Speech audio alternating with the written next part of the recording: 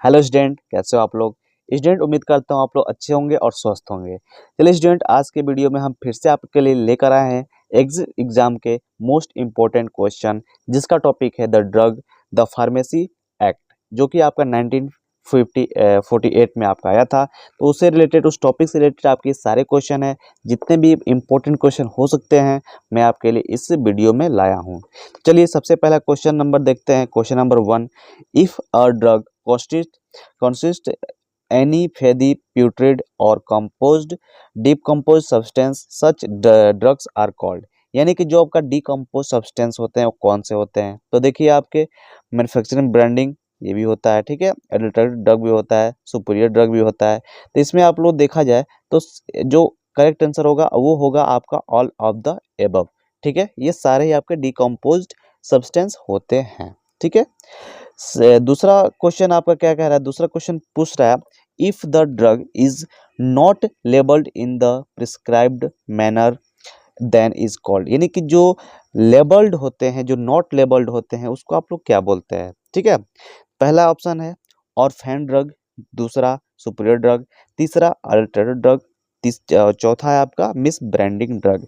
यानी कि अगर आप किसी भी ड्रग पे लेबल ही नहीं करेंगे तो उसको क्या बोलते हैं। तो आप लोग को अच्छे से पता होगा, मिस ब्रांडिंग ड्रग। ठीक है, ये ऑप्शन नहीं होगा, ये भी नहीं होगा और ऑप्शन भी नहीं होगा।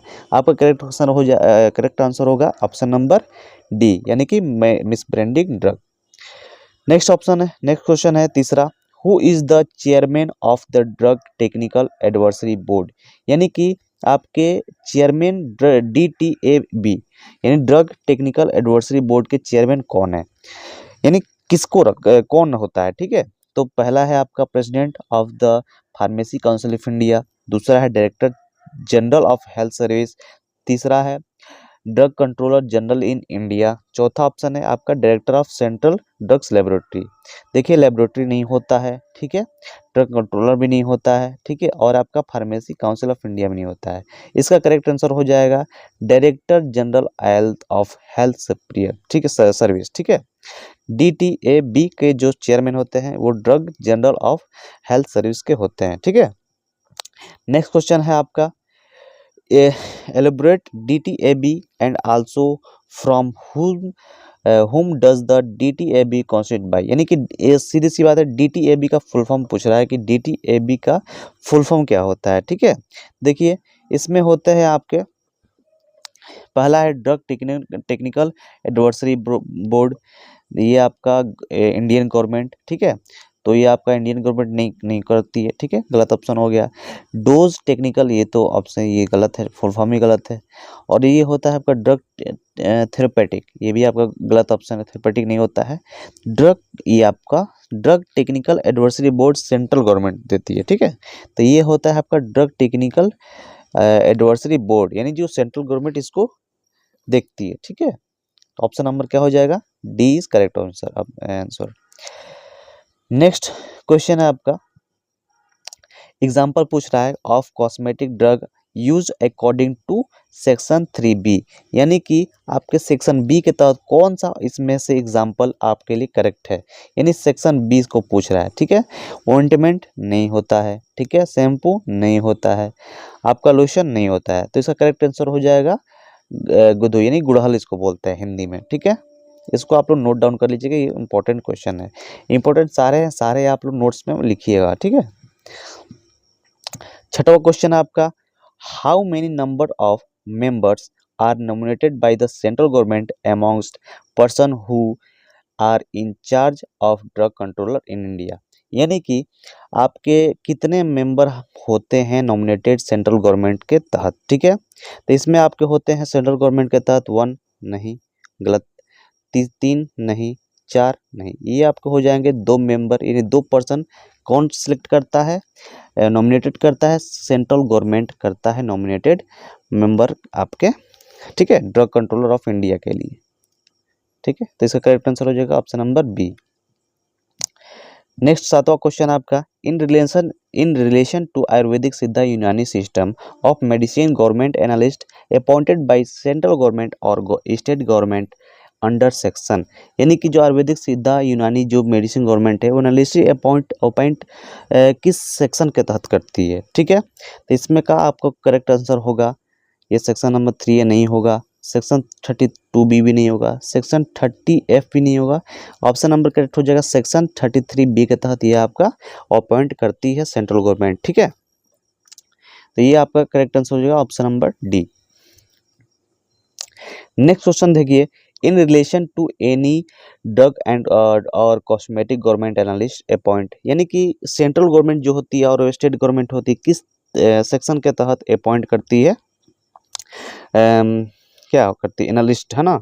ये कॉस्मेटिक गवर्नमेंट एनालिस्ट कौन सी किस सेक्शन के तहत करती है, 19 नहीं गलत हो, ठीक है, 29 भी गलत होगा, 30 भी गलत होगा।